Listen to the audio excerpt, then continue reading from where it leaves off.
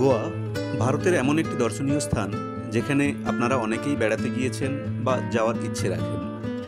গোয়া বিখ্যাত আরব সাগরের নীল জল ও তার ধারে অসংখ্য সাদাবালির সমুদ্র সৈকতের জন্য। এখানে আরও এমন একটি দর্শনীয় স্থান রয়েছে যা আপনাদের ঘোরার লিস্টে অবশ্যই যোগ করতে হবে, নাভাল এভিয়েশন মিউজিয়াম। ভারতীয় নৌসেনা মানে শুধু জলে ভাসা যুদ্ধজাহাজ নয়, আছে যুদ্ধবিমান, আছে সাবমেরিনও। আর এখানে একসাথে অনেকগুলো যুদ্ধবিমানকে এক জায়গায় জড়ো করে সাধারণ মানুষকে সেটা দেখার সুযোগ করে দিয়েছে ভারতীয় নৌসেনা। শুধু তাই নয়, এই প্রয়াসের জন্য 2020 সালের ট্রাভেলার চয়েস অ্যাওয়ার্ডও পেয়েছে এই মিউজিয়ামটি। গোয়ার বিচ দেখার সাথে সাথে এই মিউজিয়ামে একদিনের ভ্রমণ আপনাকে অবাক করা সব যুদ্ধবিমান ও তার যন্ত্রাংশের চাক্ষুষ দর্শন করিয়ে দেবে। আর যারা বাড়িতে বসে মিউজিয়ামটি ঘুরতে চান তারাও দেখতে থাকুন আমার এই ভিডিওটি। চলুন শুরু করা যাক।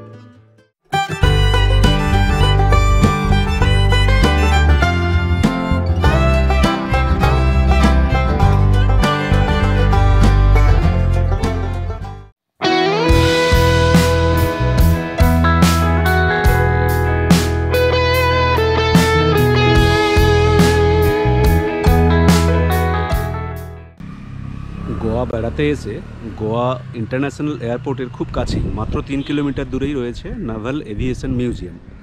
এখানে ইন্ডিয়ান নেভির যেগুলো রিটায়ার্ড উড়োজাহাজ যেগুলো আছে এখানে রাখা আছে ভেতরে মিউজিয়াম হিসেবে দেখানোর জন্য পাবলিকের জন্য। তো ওই ইন্টারন্যাশনাল এয়ারপোর্টের পাশের রাস্তাটা থেকে 3 কিলোমিটার চলে এসেছি এবং ওই মিউজিয়ামে ঢুকবো। এখানে টিকিটের ফেয়ার 150 টাকা করে এবং বাচ্চাদের জন্য কিছু ডিসকাউন্ট থাকে, সেগুলো এখানে এলে আপনারা পেয়ে যাবেন। তবে অ্যাডাল্টদের জন্য 150 টাকা করে টিকিটগুলো পড়ে। তো আমার পিছনে এই মিউজিয়ামের মেন গেট, এখানে প্রায় অনেকই রিটার্ন এয়ারক্রাফটগুলো রাখা আছে। চলুন আপনাদেরকে ভেতরে ঢুকে সেগুলো দেখাই।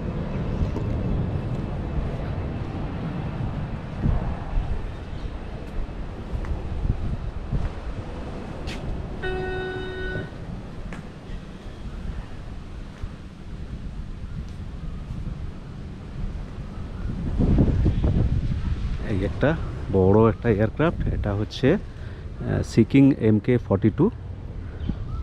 এগুলো এখন আর সার্ভিসে নেই, এখন এগুলো কাজ করে না। তো এগুলোকে সবার দেখার জন্য খুলে রাখা হয়েছে, মিউজিয়াম বানিয়ে রাখা হয়েছে ইন্ডিয়ান নেভির তরফ থেকে। ইন্ডিয়ান নেভির এয়ারক্রাফট মানে এটা ওপাশে একটা এয়ারক্রাফট রাখা হয়ে আছে। আর আবার এখানে আছে টর্পেডো মিসাইল, যেগুলো ইন্ডিয়ান নেভি এয়ারক্রাফটে ইউজ হয়। এখানে একটা খুব বড় একটা IN-315, একটা বড় একটা এয়ারক্রাফট এখানে আছে। খুব বড় জায়গা নিয়ে এই মিউজিয়ামটাকে তৈরি করা হয়েছে এবং যেটা লেখা আছে, বলা হয়েছে যে এশিয়ার মধ্যে সবথেকে বড় নাভাল মিউজিয়াম এটা হচ্ছে ডার্ক MK-21 ইঞ্জিন, এয়ারক্রাফটের ইঞ্জিন একটা বের করে বাইরে রাখা হয়েছে। এটা BX-748 এয়ারক্রাফট।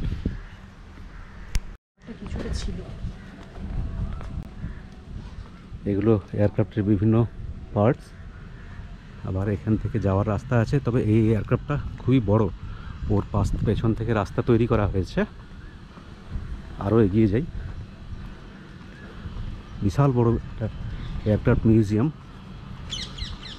যেগুলো সাধারণ মানুষ সাধারণত দেখার সুযোগ পায় না, কেননা এই ডিফেন্সের এরিয়াগুলোতে সবাই ঢুকতেও পারে না। কিন্তু খুব ভালো যে এই মিউজিয়ামটা থাকার জন্য বিভিন্ন এয়ারক্রাফটগুলোকে একদম চোখের সামনে থেকে দেখার সুযোগ করে দিয়েছে ইন্ডিয়ান নেভি। এটা হচ্ছে পেগাসাস ইঞ্জিন এখানে রাখা হয়েছে। ওখানে IN-139 এয়ারক্রাফট একটা রাখা হয়েছে। আচ্ছা, এখানে এটা হচ্ছে Chetak helicopter. Helicopter blade. Chetak হেলিকপ্টারের একটা বিশেষত্ব হচ্ছে এটা সিঙ্গেল ইঞ্জিনে চলে। আপনারা যখন ভাববেন যে আমরা বাইক বা স্কুটার চালাই, যখন যে কোনো সময় বাইক বা স্কুটারের ইঞ্জিন ফেলিওর হয়, মাঝে মাঝে রাস্তায় হঠাৎ করে বন্ধ হয়ে যায়। তো এই চেতক হেলিকপ্টারের হচ্ছে সিঙ্গেল ইঞ্জিন। এবার ভাবুন, আকাশে মাঝপথে ওড়ার সময় যদি সিঙ্গেল ইঞ্জিনটা বন্ধ হয়ে যায় তখন কি হবে? শিওর শট ক্র্যাশ হয় এটা, এবং এরকম অনেক ঘটনা নেভিতে ঘটেছে। তবে এই চেতকটা খুবই নির্ভরযোগ্য এয়ারক্রাফট ছিল নেভির এক সময়। এখনও আছে সার্ভিসে বেশ কিছু এয়ারক্রাফট, তবে এখানে ওপাশে একটা দেখলাম, এখানে একটা চেতাক হেলিকপ্টার রাখা হয়েছে। আমিও যেহেতু ভারতীয় নৌসেনাতে চাকরি করেছি, সেই সুবাদে আমারও সুযোগ হয়েছে এই এয়ারক্রাফটে চড়ার। এখানে একটা IN-112 এয়ারক্রাফট রয়েছে। আর একটু এগিয়ে যাই, আর একটু এগিয়ে গেলে এখানেও একটা এয়ারক্রাফট আছে। তো এই এয়ারক্রাফটটার খুব কাছাকাছি যাওয়া যাবে, দুটো উইংস একদম কাছাকাছি টাচ পর্যন্ত করা যাবে। এটা হচ্ছে Dove, DOVE। Dove is light transport aircraft used for variety of roles all over the world.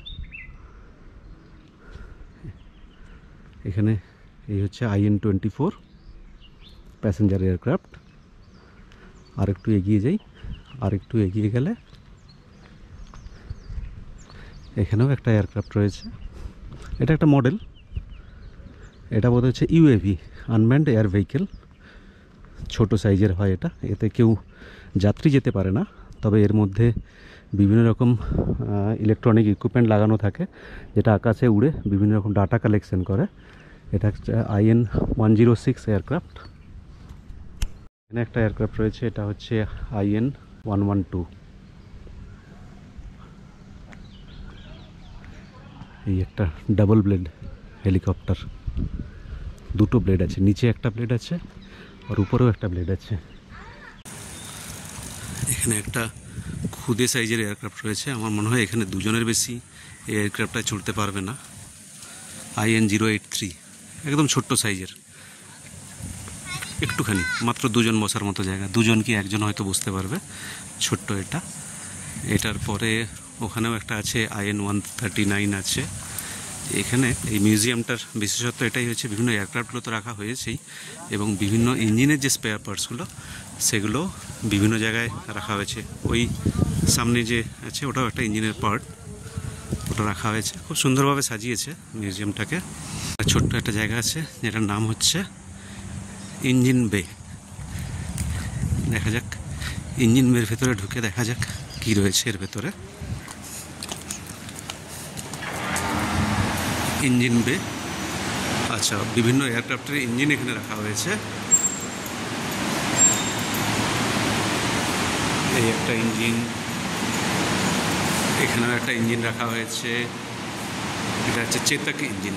Chetak, আপনাদেরকে যে সিঙ্গেল ইঞ্জিন হেলিকপ্টারটা দেখালাম, এটা হচ্ছে চেতাকের ইঞ্জিন। এখানে একটা ইঞ্জিন, তবে এটা চলছে, কিছু একটা পার্টস ঘুরছে, হয়তো মানে ডিসপ্লের জন্য এটা রাখা হয়েছে। ভেতরে লাইটও জ্বলছে, ঘুরছেও। আর এটা আছে রোলস রয়েস পেগাসাস। এটা একটা বড় ইঞ্জিন, বড় সাইজের ইঞ্জিন এটা রাখা আছে। এখানেও কোনো একটা পার্ট রাখা হয়েছে। Naval Aviation Museum 2.0 completely refurbished with current technologies covering the evolution of flight from 1903 to the present day, dedicated to aviation enthusiasts by Rear Admiral Philippos G. Painamutil, AVSM NM, Flag Officer Naval Aviation and Flag Officer Commanding Goa Area. Museum আছে, চলুন আপনাদেরকেও দেখাই এই মিউজিয়ামটা। এবং যারা Naval officer commanding in chief ছিলেন বিভিন্ন সময়ে, নেভাল চিফ ছিলেন যারা, চিফ অফ নেভাল স্টাফ যারা ছিলেন, তাদের ছবি দিয়ে তাদের সম্পর্কে লেখা হয়েছে এখানে।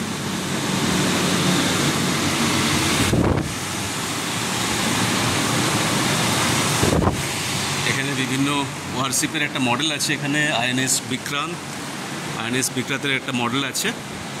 তারপরে বিক্রমাদিত্য, তারও একটা মডেল রয়েছে। এটা INS বিক্রান্ত, এটা INS বিক্রমাদিত্য। এখানে একটা এয়ারক্রাফটের ছোট মডেল রয়েছে, এটা INS বিরাট, বিরাটের মডেল এখানে। আর এখানে INS বিক্রান্তের মডেল এখানে। তবে মিউজিয়ামটা সত্যিই সুন্দর। এখানে বিভিন্ন ওয়ারশিপ বা যুদ্ধজাহাজ যেগুলো বা বিভিন্ন এয়ারক্রাফটের হিস্ট্রি এখানে দেখানো হয়েছে সময়ের সঙ্গে সঙ্গে, একদম শুরু থেকে, বা 1945, 49 করে করে 1962, 72, 82 করে করে ইয়ার ওয়াইজ বিভিন্ন যে ঘটনাক্রমগুলো সেগুলো এই মিউজিয়ামের ভিতরে দেখা হয়েছে। আপনারা গোয়া বেড়াতে এলে এইসব জায়গায় অবশ্যই ঘুরবেন, আশা করি খুব ভালো লাগবে আপনাদের। আচ্ছা, ইয়ার শুরু হয়েছিল যেখানে, সেটা হচ্ছে গিয়ে 1853 থেকে কনসেপ্ট অফ মডার্ন এয়ারক্রাফট 1853-তে। তারপর সময়ের সঙ্গে সঙ্গে 1890, 1903, 1910, 1911 এরকম করতে করতে যে ইয়ার ওয়াইজ যে আমাদের এভিয়েশন ইন্ডাস্ট্রি বা ডিফেন্স এভিয়েশনের যে ডেভেলপমেন্টগুলো হয়েছে সেগুলো এখানে তুলে ধরা হয়েছে। এখানে একটা কম্পার্টমেন্ট রয়েছে, বিমান এয়ারক্রাফট। বাহ, খুব ছোট স্কেল মডেলগুলো রাখা হয়েছে এখানে, খুব ছোট এয়ারক্রাফটের মডেল। এখানে একটা এবং সেই এয়ারক্রাফটের যত জেনারেল ক্যারেক্টারিস্টিক্সগুলো হয় সেগুলো এখানে বোঝানোর চেষ্টা করা হয়েছে, সব ছোট মডেল। খুব সুন্দর লাগবে মডেলগুলো দেখলে, এবং সেই সম্পর্কে ওর যে রোল, কোন স্কোয়াড্রনে, পিরিয়ড অফ অপারেশন, এগুলো সব এখানে বোঝানো হয়েছে ছোট মডেল দিয়ে। এটা অ্যাকচুয়ালি শিপে এই ধরনের এক্সিট হয়, শিপে যাতে বাইরের থেকে জল না ঢুকতে পারে সেই ধরনের এই ধরনের দরজা করা থাকে। এই দরজাগুলো টাইট করে দিলে তাহলে বাইরে যদি শিপ ডুবেও যায় বা কোনো কারণে শিপে যদি ফ্লাডিং মানে জল ভরে, তাহলে এই দরজাগুলো বন্ধ করে দিলে আর এপাশে আর জল আসতে পারবে না। তো এই মিউজিয়ামটার একটা এক্সিট ডোরটাকে ওই শিপের ডোরের মতোই সাজানো হয়েছে, খুব সুন্দর। এখান থেকে এক্সিট, বাইরেই রয়েছে একটা ক্যাফেটেরিয়া, দ্য ককপিট ক্যাফে, খুব সুন্দর। একটা পাশেই একটা সোভেনিয়ার শপ রয়েছে, কেউ যদি কিছু সোভেনিয়ার নিতে চায়। এটা সোভেনিয়ার শপ, বিভিন্ন টি শার্ট, কি চেন, মাগ, ছোট এয়ারক্রাফটের মডেল, ফটোজ, এগুলো বিক্রি করার জন্য রাখা আছে। ভার্চুয়াল রিয়েলিটি কর্নার এটা।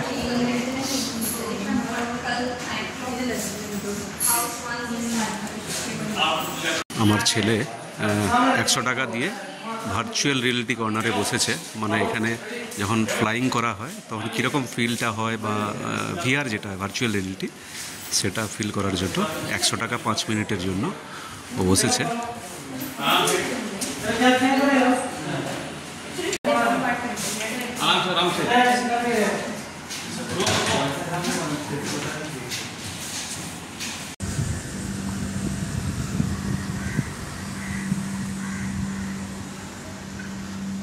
মডেল রাখা হয়েছে, নৌ বিমান সংগ্রহ। এখানে একটা মডেল রয়েছে, খুব সুন্দর জায়গাটা, খুব সুন্দর। 150 টাকার টিকিট, কিন্তু পয়সা ওসুল। কেননা এই এতগুলো যুদ্ধ বিমান একসঙ্গে এক জায়গায় একদম হাতের নাগালে দেখার সুযোগ পাওয়া যাবে না। সব থেকে বড় এয়ারক্রাফট যেটা আছে IN 315, খুব বড় এয়ারক্রাফট। ওর ভেতরেও যাওয়া যাবে, চলুন আপনাদেরকে ভেতর থেকে ঘুরে দেখাবো ওই এয়ারক্রাফটটা। এবার আমরা উঠতে চলেছি এই এয়ারক্রাফটটার ভেতরে। এটা বড় এয়ারক্রাফট, প্যাসেঞ্জার এয়ারক্রাফট। উঠে ভেতরে গিয়ে আপনাদেরকে দেখাবো।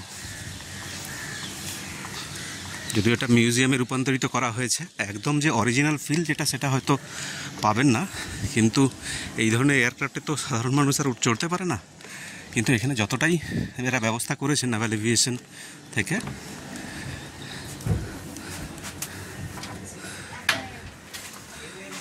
যে ককপিট হয়, ককপিটের ভেতরের দৃশ্য, অনেক রকম ছোটোখাটো কন্ট্রোল বোর্ড রয়েছে এখানে। দুটো বাচ্চা ওরা এয়ারক্রাফট চালাচ্ছে, দেখুন। এটা একদম ভেতরে ককপিট, যেখানে পাইলটরা বসেন। এখানে রয়েছে বিভিন্ন রকম যন্ত্রাংশ। এটা ভেতরে প্যাসেঞ্জার, আর এটা ককপিটের জন্য।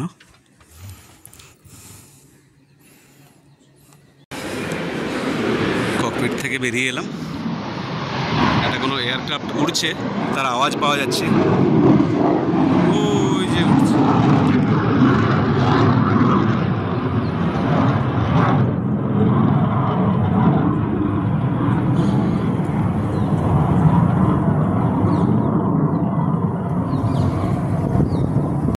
এয়ারক্রাফটার এপাশে একটা ইঞ্জিন রয়েছে, এখানে একটা ইঞ্জিন রয়েছে, এই একটা ইঞ্জিন, এই একটা ইঞ্জিন। এই হলো এয়ারক্রাফট। আর চাকাগুলো যেগুলো ল্যান্ডিং গিয়ার্সের যে চাকাগুলো হয়, একদম বড় বড় ট্রাকের চাকার মতো। এখানে ল্যান্ডিং গিয়ারের দুটো চাকা আছে। আমি একদম নিচে চলে এসেছি, এখানেও ল্যান্ডিং গিয়ারের দুটো চাকা রয়েছে, একদম ট্রাকের চাকার মতোই। তবে ট্রাকের চাকা নয়, হয়তো আরও এগুলো হেভি ডিউটি হবে, কেননা ট্রাকের চাকা বা এয়ারক্রাফটের চাকা দুটো হয়তো সেম হবে না, এটা হয়তো আলাদাভাবে তৈরি করা হয়েছে।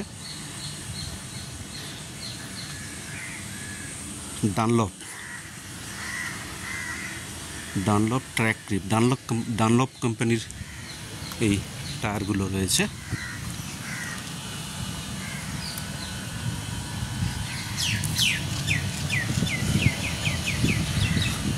একদম সারি সারি দিয়ে এয়ারক্রাফটগুলো রাখা হয়েছে।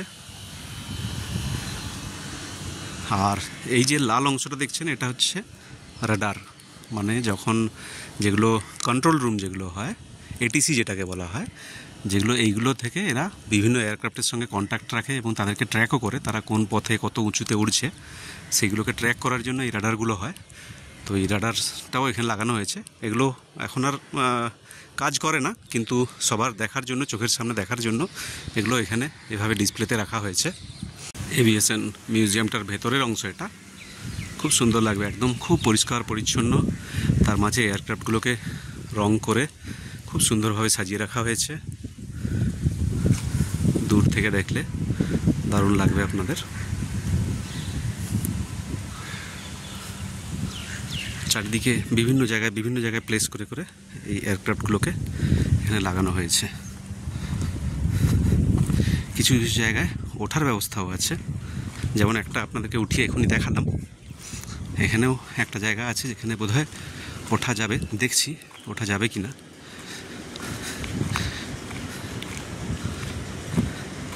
হ্যাঁ, এটা হচ্ছে গিয়ে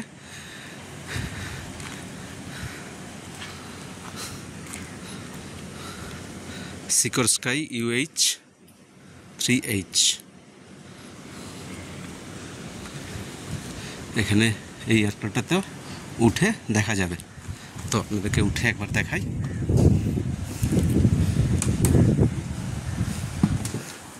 এই দেখুন, এগুলো বিভিন্ন ধরনের রেশন শিফট করার জন্য, মানে যেগুলো হাই অ্যালটিটিউড এরিয়াতে যেখানে রোড থাকে না বা বরফ পড়ে গেলে যেখানে আর যাতায়াতের রাস্তা থাকে না, সেই সব জায়গাগুলোতে রেশন পৌঁছে দেওয়ার জন্য এই এয়ারক্রাফটগুলোর ইউজ হয়। এটা ককপিট কন্ট্রোল রুম, এখান থেকে কন্ট্রোল হয়। দেখুন সমস্ত কিছু এখানে রাখা আছে। এখানেও নিচে দুজন পাইলট বসেন, একজন পাইলট, একজন কো পাইলট। তো এখান থেকেই এয়ারক্রাফট পরিচালনা করেন। এখান থেকে ম্যান অ্যান্ড মেটেরিয়ালস, মানুষ ট্রান্সফার করার জন্য ইউজ হতে পারে, বা স্টোরস, খাবার দাবার, অস্ত্রশস্ত্র শিফট করার জন্য এই এয়ারক্রাফটগুলো ইউজ হয়। একদম ভেতর থেকে দেখালাম আপনাদেরকে। আমার ভিডিওটা এখানেই শেষ করছি। কেমন লাগলো আপনাদের নাভাল এভিয়েশন মিউজিয়াম অবশ্যই কমেন্ট করবেন আমার চ্যানেলে। আর যদি আপনারা নতুন আসেন অবশ্যই সাবস্ক্রাইব করবেন আমার চ্যানেলে। একটা দারুণ অনুভূতি নিয়ে ফিরে যাচ্ছি নাভাল এভিয়েশন মিউজিয়াম থেকে। অনেকটা সময় কাটালাম, প্রায় ঘন্টা দুয়েক এই জায়গাটায় কাটালাম। এটা টিকিট কাউন্টার ছিল, আর এটা মেন গেট ছিল। এর সামনে পার্কিংয়েরও ব্যবস্থা আছে। আর INS হানসা নেভির যে এভিয়েশন বেস, তার গেটও এই সামনেই আছে। এটা INS হানসার গেট। এখানে winner of traveller choice award 2020, Asia's only naval aviation museum.